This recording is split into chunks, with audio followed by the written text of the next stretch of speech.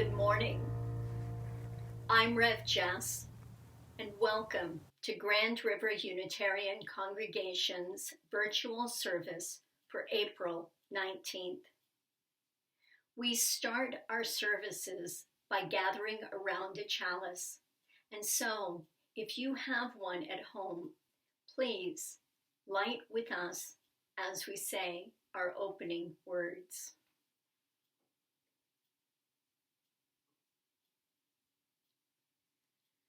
Let this flame be to us a symbol of the wholeness we seek, its brightness dispelling gloom, lighting a path to faith and hope, its glow reminding us of the sacred bonds which link us to all people, its radiance calling us to seek justice, equity, and compassion for all the world.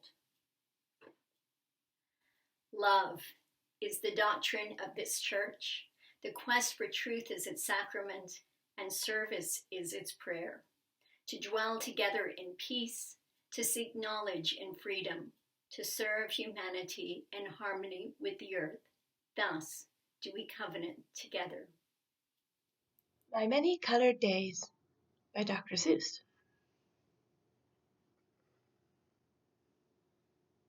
Some days are yellow. Some days are blue. On different days, I'm different too. You'd be surprised how many ways I change on different colored days.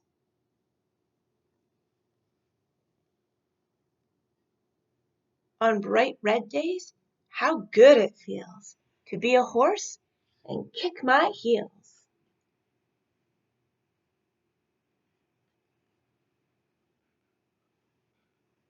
On other days, I'm other things. On bright blue days, I flap my wings.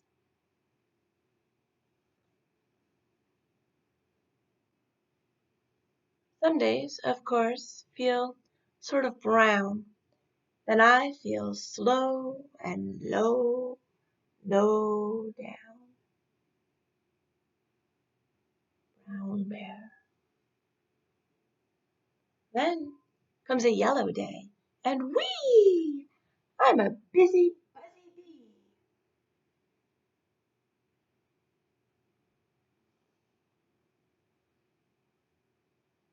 Gray day. Everything is gray. I watch, but nothing moves today.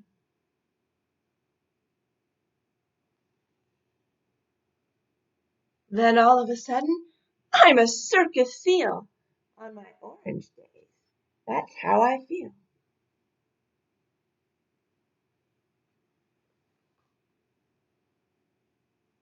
Green days, deep, deep in the sea, cool and quiet fish. That's me. On purple days, sorry, Rev Jess, but I'm sad. I groan. I drag my tail. I walk alone.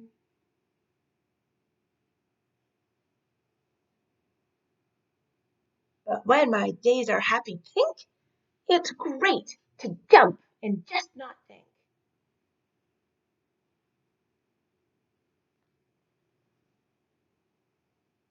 Then come my black days, mad and loud. I howl, I growl at every cloud.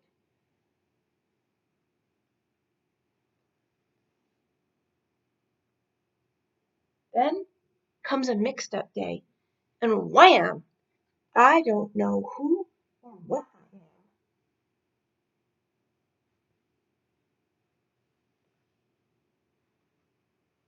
But it all turns out all right, you see, and I go back to being me.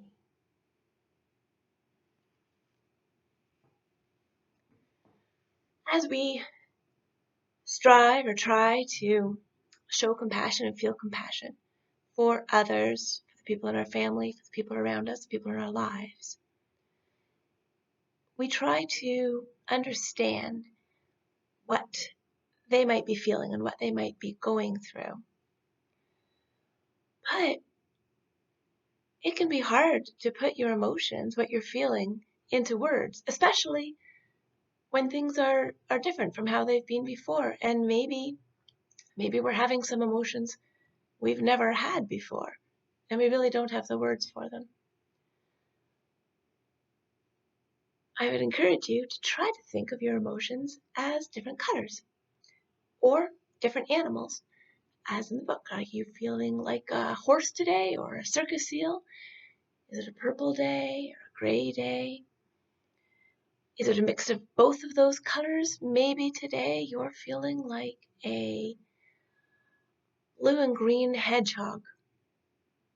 If you were a blue and green hedgehog, what kind of feeling would that be? So I'd encourage you to have conversation with the people around you about what your feelings might be and how they might be represented by a color or an animal. To make this a game, because I like to make everything into a game, you could take pieces of paper of all different colors, or if you have one of those jars full of buttons of all different types, buttons of different colors, or Lego blocks of different colors, whatever you have of different colors, and put them into a bowl, and then take turns drawing them out and share what your feelings would be if you were that color. Oh, it's a yellow one. If I was feeling yellow, I would be feeling happy and hopeful, and maybe like a daffodil that was bobbing in a really gentle breeze. And take turns sharing what the different colors be for you, because maybe yellow for somebody else would be an irritated day where they don't want to talk to anybody and they would rather just go read books in their room. It could be a great way to have those conversations about what you're feeling during these times.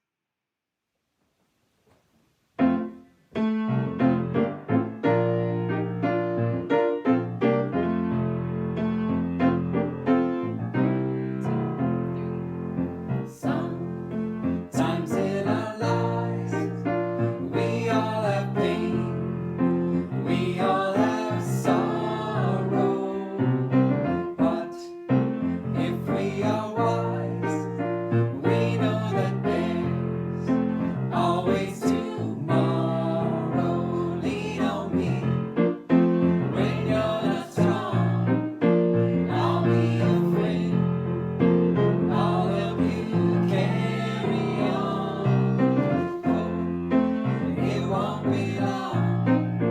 I'm gonna need somebody to lean on. Please swallow your pride. If I have things you need to borrow, for no one can fill those of your needs that you won't let show. Lean on me when you're not strong. I'll be your friend.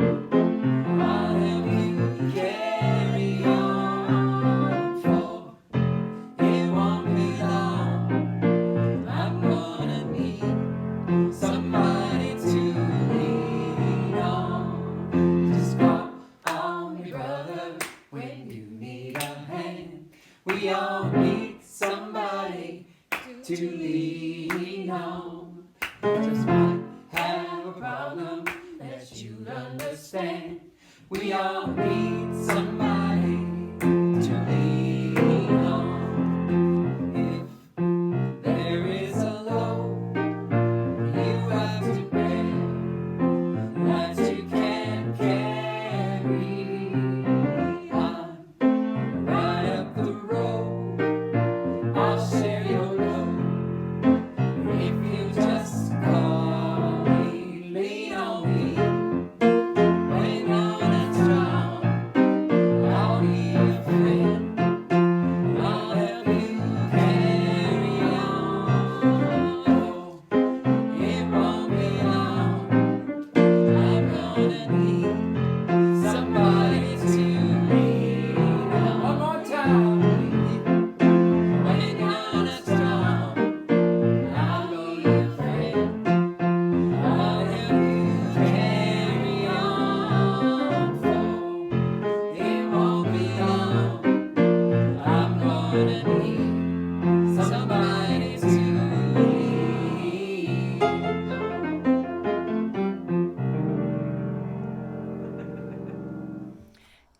everybody. My cat, Carter, over there, and I are inviting you into a space of meditation here. So, building off of the topic of grief born out of change and born out of transition today, I have a meditation by Beth Casebolt, called Transitions. And she's tracing transitions through life from childhood all the way up to adulthood into our older years and through death, where death is maybe not just the end for something, but also a beginning. So I just invite you to find a quiet space, maybe close your eyes and listen to her words, okay?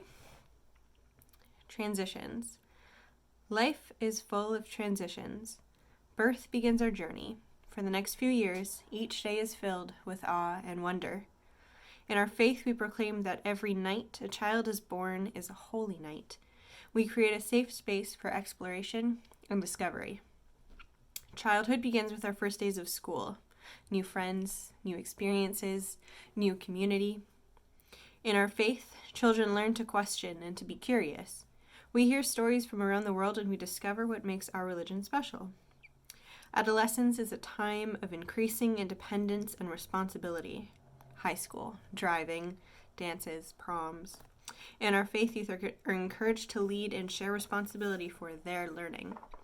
Young adulthood is for many the scariest, most exhilarating period of life. High school graduation, moving away from home, college, first job, voting, soulful sundown worship services. In our faith, young adults are learning and growing in new ways, gaining responsibilities and sharing ideas. Adulthood is when we are to be grown up and responsible.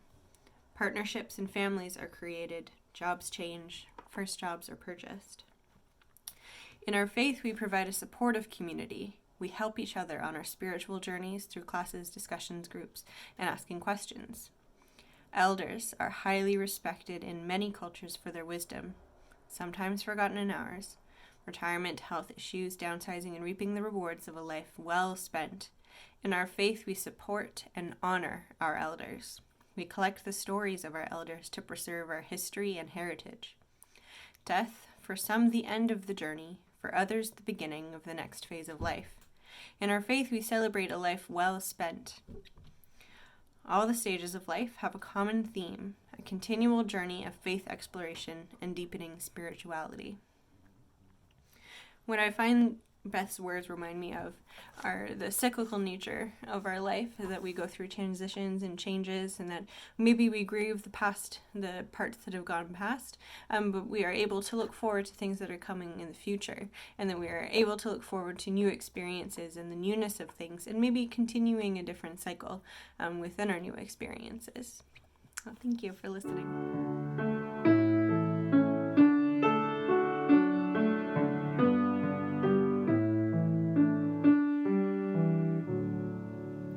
Carry the flame of peace and love till we meet again. Carry the flame of peace and love until we meet again.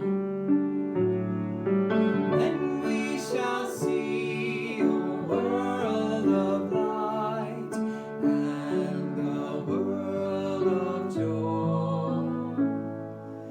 Carry the flame of peace and love until we meet again.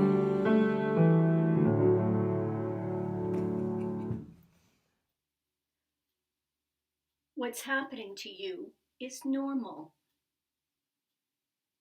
No, not the pandemic, not the orders to shelter in place, to stay home, to be physically distant, to not be able to visit family or friends or pop by a neighbor's house. Not the long grocery store lines and not the empty shelves and the battle for toilet paper. No, none of that is normal and none of that was expected. None of that for most of us is even precedented, not even thinkable. But what's happening to you is normal. What's normal is that so many of us are experiencing a great deal of grief. a sense of loss at this time, and with all of the mixed feelings that go with grief and loss. So this is what I want to talk with you about today, and I want you to consider a definition of grief that I found earlier this week. It's been shared widely on Facebook. This is by John W. James, and he says this: grief is the conflicting feelings caused by the end of or a change in a familiar pattern of behavior. I'm going to read that again because this is a definition of grief I think that we can apply to much of what's happening in our day-to-day lives. Grief is the conflicting feelings caused by the end of or a change in a familiar pattern of behavior. Indeed, so much of what has been familiar, so much of what we have always been able to take for granted has now been changed. We've been called to an unprecedented number of changes in behavior, and so quickly. It was also unthinkable just 6 weeks ago, wasn't it? Even when we saw the orders coming from overseas. Now that we are living in this reality, we are understandably experiencing grief, struggling with the loss of our familiar patterns of behavior. I want to share with you an article. This is an interview with David Kessler in the Harvard Business Review, and I just want to be clear that I'm actually quoting and adapting somewhat for context, adapting David Kessler's words, and I can share with you the entire article if you're interested. So David Kessler says this, and I'll quote at length: "We are feeling a number of different griefs. We feel the world has changed, and it has. We know this is temporary, but it doesn't feel that way. And we realize that beyond this time, things will be different. Things will have to be different. Just as going to the airport has been forever different from the way it was before 9/11. Remember that? Walking your friends to the gate? Greeting your friends when they got off of the airplane for a big hug? Well, things change. This is the point now at which they will change again. This loss of normalcy, the fear of the economic toll, the loss of connection, this is hitting us all hard, and we're grieving collectively. We are not used to this kind of collective grief in the air. We're also feeling something called anticipatory grief. Anticipatory grief is that feeling we get about what the future holds when we are uncertain. Usually it centers on death. We feel it when someone gets a dire diagnosis, or when we are faced with the realization of our own fragility, our own physical vulnerability, our mortality, and the mortality of all living things. Anticipatory grief imagines dreadful futures. There's a storm coming. There is something bad out there. So with a virus, this kind of grief is very confusing for us. Our primitive mind knows something bad is happening, but we can't see it. This breaks our sense of safety. We're feeling that loss of safety, grieving a loss of safety. I don't think we've collectively lost our sense of general safety like this. Individually or as smaller groups, people have felt this, but all together, globally, this is new. We are grieving on a micro and a macro level. And Grief, as you know, has various stages, but it's important to remember that these stages are not phases, it's not a sequence, it's not linear. So they don't happen in all this order, and it's reiterative, so you go back and forth between them. So it's not a map, but David Kessler offers this as some scaffolding for this unknown world. So Kessler says there's denial. So we said a lot of this early on. Oh, it won't affect us. I'm healthy. I'm not worried. Go ahead. I can take it. There's anger. You're making me stay home and taking away my activities. What do you mean I can't see my family? There's bargaining. Okay, if I social distance for 2 weeks, everything will be better, right? There's sadness. I don't know when this will end. And finally, there's acceptance. This is happening. This is, for now, not forever, but for now, this is my life. I have to figure out how to proceed, how to get by day after day.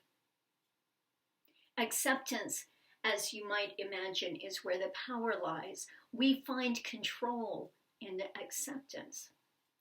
I can wash my hands. I can keep a safe distance. I can reduce my outings. I can learn how to work virtually. This stage of acceptance calls us to let go of what we cannot control. What your neighbor is doing is out of your control. What is in your control is staying 6 feet away from that neighbor and remembering to wash your hands. So focus on that. Kessler says this is a time to overprotect, but not overreact. Especially for these times, it's important to consider a 6th stage of the grieving process. Kessler says the 6th stage is the making of meaning of what's happening to us. What is our part in the history of the trajectory of how this story will play out? We each play an important role, and what we do right now matters deeply, not just to our families, but to everyone around the planet.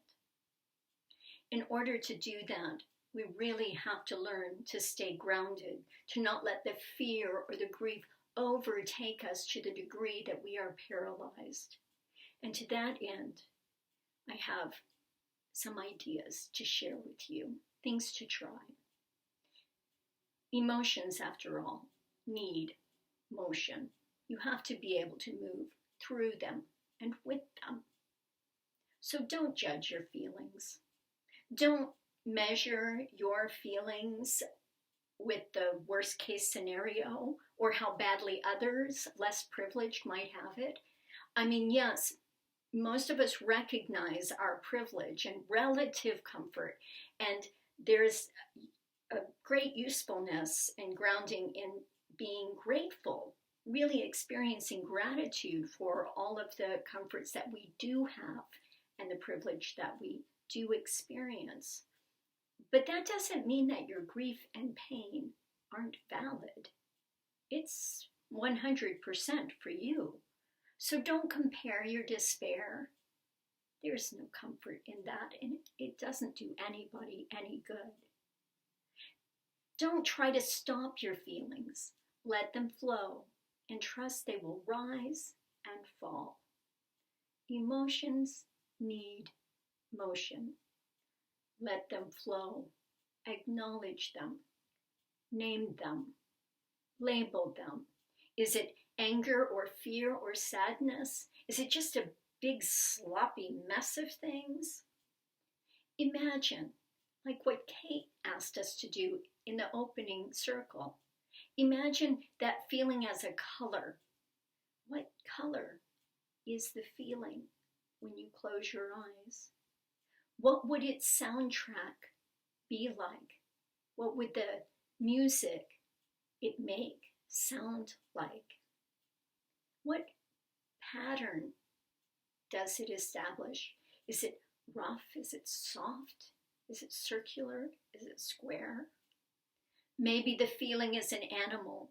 Are you feeling like a tiger this morning or more like a rabbit? Maybe a squirrel? A mule? Notice the space and reaction that a feeling is having in your body. Emotions are embodied states of our nervous system. Is it a tightness in your jaw? That's where I feel it clench. Is it your shoulders? Is your neck hurt? Are your legs twitching? Are you fidgeting? Is your stomach upset? Do you have a headache? When you sense where that feeling might be in your body, take a deep breath and imagine that healing air directed to that part of your body if you can. Just a deep breath. Send it to wherever in your body you feel it. Feel that breath nurture and feed that part of your body, and then release. Release it all the way, all the way.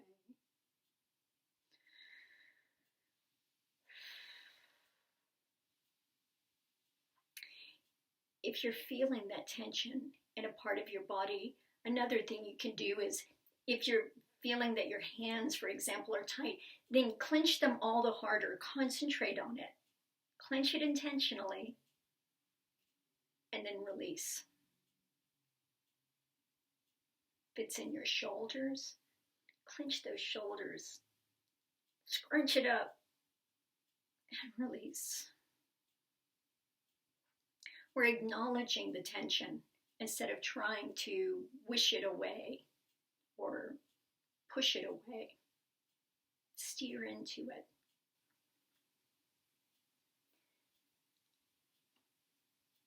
I want to offer you another simple tool when you feel that your fear and grief is running away with all kinds of wild, disastrous stories, when you're tempted to catastrophize. This is a sensory meditation to help stay grounded in the present moment and get back in touch with the feelings that you're having, and giving yourself permission to let those feelings flow, to face them, to even befriend them. In this meditation, you gather 5 things, 5 favorite things, meaningful things, something you love to see, something you love to hear, something you enjoy the smell of, something you can touch, and something you can taste. And as you've gathered these 5 favorite things, you just sit with one for a series of 2 or 3 breaths. You don't need to do anything but enjoy their presence, to describe it to yourself, to label its color, its sensation, and the feeling that you have associated with it. It's that simple. So I've gathered a kind of home altar here, and I posted an extended meditation in this style on this Facebook page earlier this week. So you can view that 10-minute meditation if you like. But as a quick introduction, here's the home altar that I created. And for me, the sight of a flame and the chalice is one of my favorite grounding visual cues. It reminds me, of course, of our Sunday gatherings of this faith, Unitarian Universalism, that I love so deeply, that brings me such strength and comfort and meaning. And I love that the flame is alive and colorful and ever-changing. So for me, this is a favorite sight. One of the things I love to hear is this singing bowl.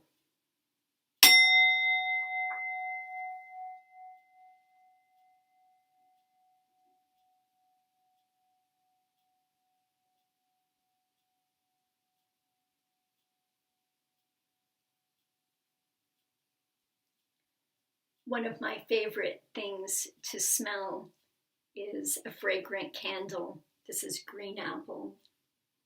You can find something like soap or it's a hand cream, mango. Find something you love to touch. It can be as simple as a pebble from a beach with its cold grayness. Or my stuffy, the little bunny, is nice and soft. And something you love to taste. Another favorite, a cup of tea, which hits most of those notes, doesn't it? Because it's beautiful to look at, a lovely golden color. It's warm to the touch. It smells so fragrant, and it tastes so refreshing. As you sit with favorite things and connect your senses to each one of those, and considering how those senses overlap in your experience of seeing and hearing and smelling and touching and tasting, then go back to your body and find out, how are you feeling? Are you feeling gray? Are you feeling blue? A little red? Orange? Yellow like Kate's daffodils? Label that feeling. Befriend it and let it flow. And it will be ever-changing, just as these times we live in. In closing, I want you to remember two things. This is for now. It is not forever. And though we are apart, we do not have to be alone.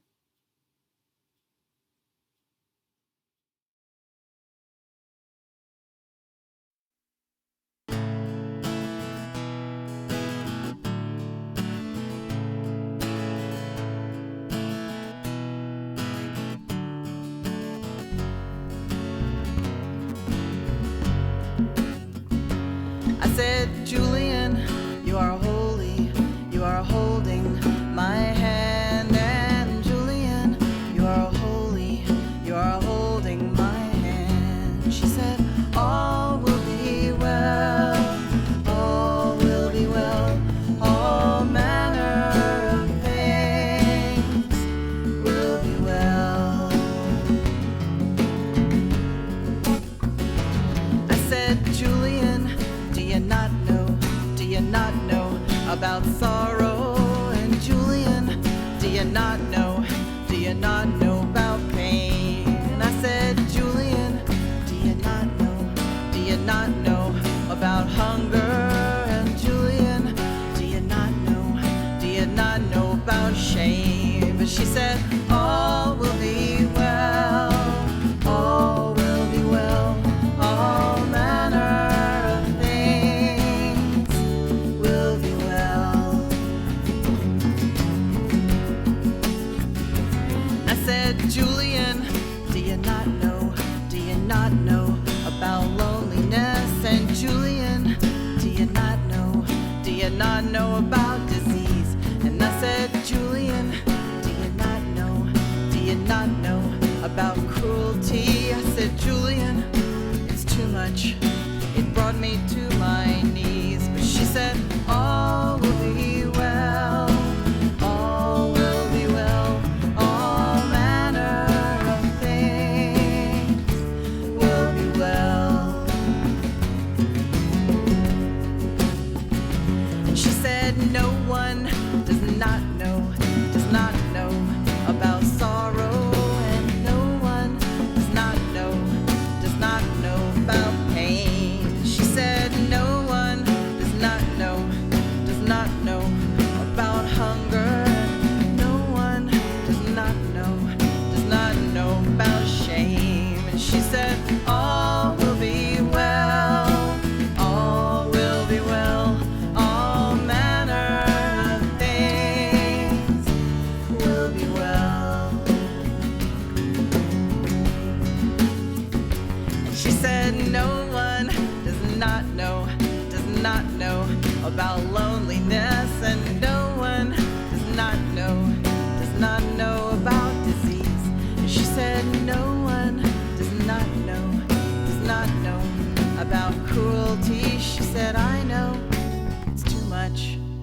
brought me to my knees, where I heard all will be well, all will be well, all manner of things will be well. I said, Julian, you are holy, you are holding my hand, and Julian, you are holy, you are holding my hand. She said, all will be well, all will be well, all manner of things will be well. Then she said, baby girl, do you not know about tenderness? She said, baby girl, do you not know about friends? And she said, baby girl, do you not know about the spirit? She said, baby girl, do you not know it's only love that never ends? And so all will be well, all will be well, all manner of things will be well. And so all will be well, all will be well, all manner of things will be well.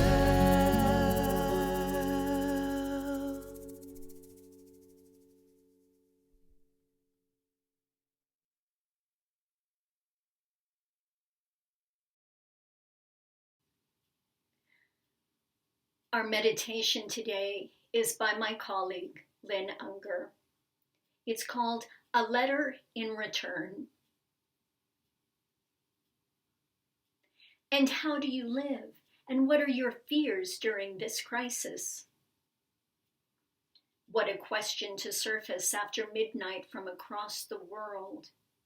In your country, is it the time of day to wrestle all the existential and daily dreads until, like Jacob and the vicious angel, they concede to bless us? I am afraid that people I love will die. I am afraid that my child is inheriting a world so much harsher than what she deserves. I am afraid that desperate times call for desperate measures, and I am not quite desperate enough. Should I go on? I am afraid that people have wandered away from the very idea of truth. I am afraid that we have unlearned how to speak and how to listen. I am afraid the fabric that holds us together is woven more loosely than I thought, and people keep slipping through. And how do you live? With grief, with fear, with laughter, with boredom, with glee, with contentment, with fury, with hope, with the firm conviction that no thing cancels any other thing out. Death does not cancel life. Grief does not cancel joy. Fear does not cancel conviction, nor any of those statements in reverse. Make your heart a bowl that is large enough to hold it all. Imagine that you are the potter. Stretch the clay. Cherish the turning wheel. Accept that the bowl is never going to be done.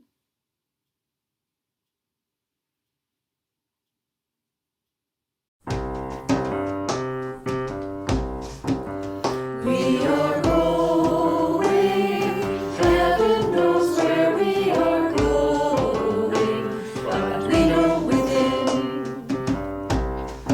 that we will get there. Heaven knows how we will get there, but we know we will. It will be hard, we know, and the road will be muddy and rough, but we'll get there. Heaven knows how we will get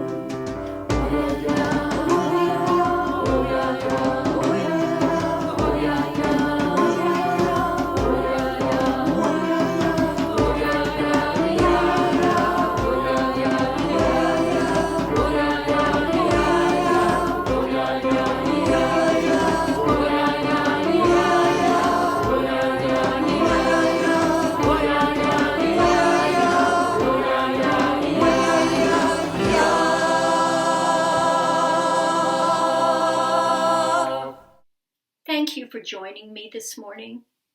Thank you to the rest of the staff and musicians and volunteers who contributed to make this possible. And thank you for your participation today. As we conclude and extinguish our chalice, I want to close by offering you these 4 gestures of self-compassion. First, open your hands.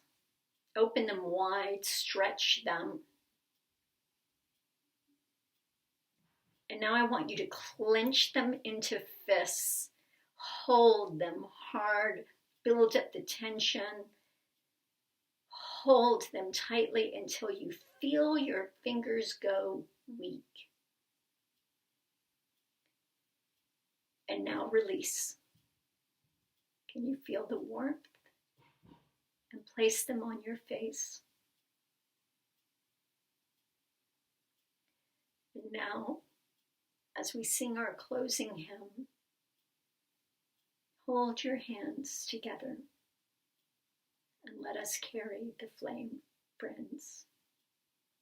Let the people say, Amen.